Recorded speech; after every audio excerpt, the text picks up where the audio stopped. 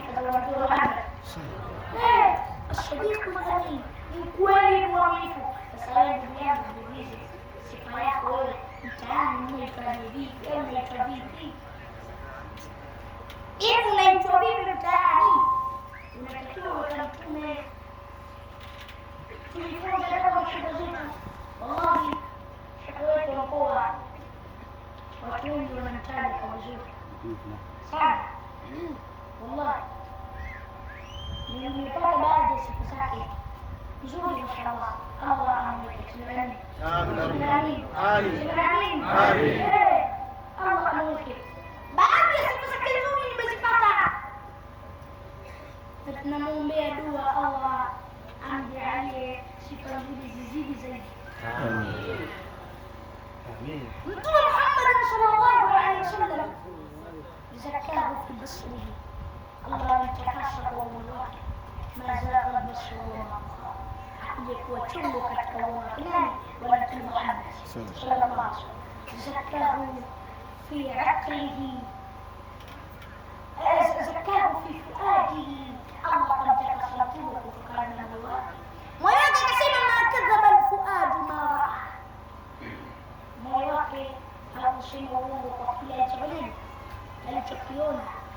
Ya aya iliteremka baada ya Mtume kutoka huko Miraji kuchukua swala tano, wakashuka akawakusanya watu wa Maka kuwaambia na kuwahadithia kilichotokea. Wakaanza kusema, jamani, njooni tusikilize uongo wa Muhammad. Nimesema usiku huu leo anaenda Palestina, alipotoka pale akapanda mbinguni, kisha akarudi usiku mmoja. Ndio anasema hivyo huyu Muhammad, njooni tusikilize uongo wake. Ndio Allah akamwambia, hapana, moyo wake haukusema uongo kwa kile alichokiona na Mtume Muhammad صلوا على النبي. في صدره فقال الله كم تكسب من Mtume Muhammad sallallahu alaihi wasallam, wakifua chake akasema, alam nashrah laka. Anahitaji nauli.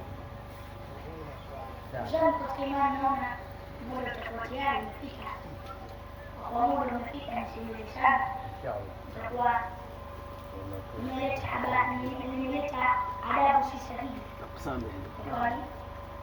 Ninakuwa na mtihani kidogo, kwa hiyo kwa hapa nimalize niseme wassalamu alaikum warahmatullahi. Mimi nina maombi kidogo. Waalaikumsalam warahmatullahi.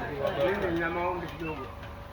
Kwanza ninakuomba utuambie, sipendi kwa nikuite Sheikh Toto, utuambie jina lako na umri wako jinsi ulivyo.